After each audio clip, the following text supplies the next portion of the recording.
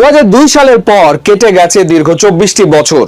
Football বিশ্বের সবচেয়ে সফল দল সেলেসাওরা সোনালী ট্রফিটা ছোঁয়া পায়নি 2 দশকেরও বেশি সময় ধরে। তবে এবার মিশন আলাদা। 2026 উত্তর আমেরিকা বিশ্বকাপে ব্রাজিল নামছে বিশ্বজয়ী ইটালিয়ান কোচ কার্লো অ্যানচেলোত্তির অধীনে, আর স্কোয়াডে লেগেছে তারুণ্য ও অভিজ্ঞতার এক দারুণ ছোঁয়া। দীর্ঘ চোট কাটিয়ে দলে ফিরেছেন ব্রাজিলের ইতিহাসের সর্বোচ্চ গোলদাতা নেইমার জুনিয়রও। কিন্তু ভিনিসিয়াস, রাফিনা আর নেইমারের ঠাসা এই ব্রাজিল দল কি আসলেই নিখুঁত, নাকি এই স্কোয়াডের ভেতরে লুকিয়ে আছে বড় কোনো দুর্বলতা যা আবারও ডোবাতে পারে সেলেসাওদের? আজ ব্রাজিলের বিশ্বকাপ স্কোয়াডের শক্তি ও দুর্বলতার চুলচেরা বিশ্লেষণ করব এই ভিডিওতে। শুরু করা যাক ব্রাজিলের শক্তির জায়গা দিয়ে। এই স্কোয়াডের সবচেয়ে বড় প্লাস পয়েন্ট হলো তাদের আক্রমণ ভাগ। ব্যালো দ'অরের অন্যতম দাবিদার ভিনিসিয়াস জুনিয়র এখন ক্যারিয়ারের সেরা ফর্মে আছেন। তার সাথে বার্সেলোনার রাফিনা, আর্সেনালের গ্যাব্রিয়েল মার্টিনেল্লি এবং তরুণ এনরিকের উপস্থিতি যে কোনো ডিফেন্সকে চূর্ণ বিচূর্ণ করতে সক্ষম।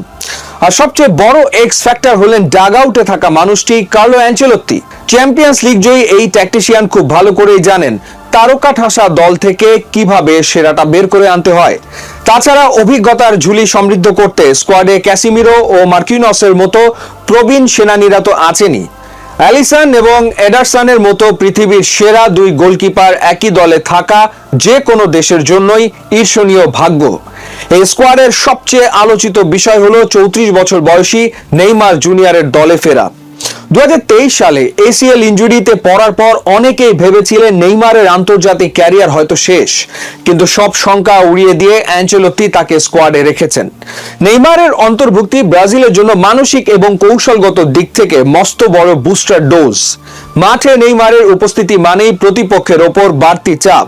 তবে প্রশ্ন একটাই, চোট কাটিয়ে সান্তোসের হয়ে মাঠে ফিরলেও বিশ্বকাপের মতো হাই ইন্টেন্সিটি টুর্নামেন্টে খেলার মতো শতভাগ ম্যাচ ফিটনেস কি নেইমারের আছে? আনচেলোত্তি অবশ্য ভরসা রাখছেন তার এই তুরুপের তাসের ওপর।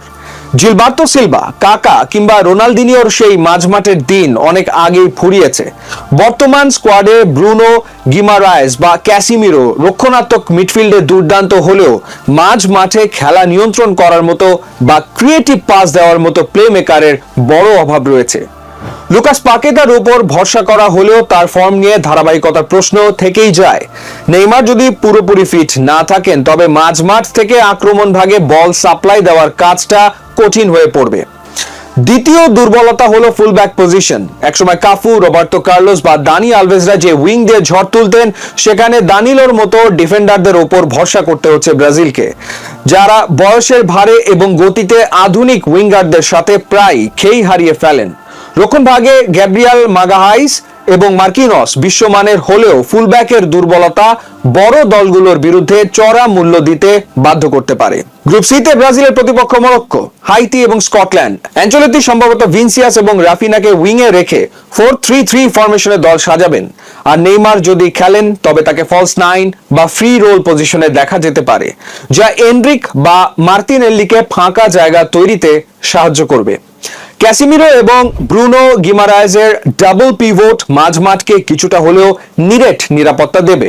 কাগজে কলমে ব্রাজিল সবসময় বিশ্বকাপের হট ফেভারিট, কিন্তু মাঠের ফুটবলে মাঠের দুর্বলতা কাটিয়ে ভিনিসিয়াস, নেইমাররা কি পারবেন অ্যানচেলোত্তিকে তার প্রথম বিশ্বকাপ ট্রফি এনে দিতে?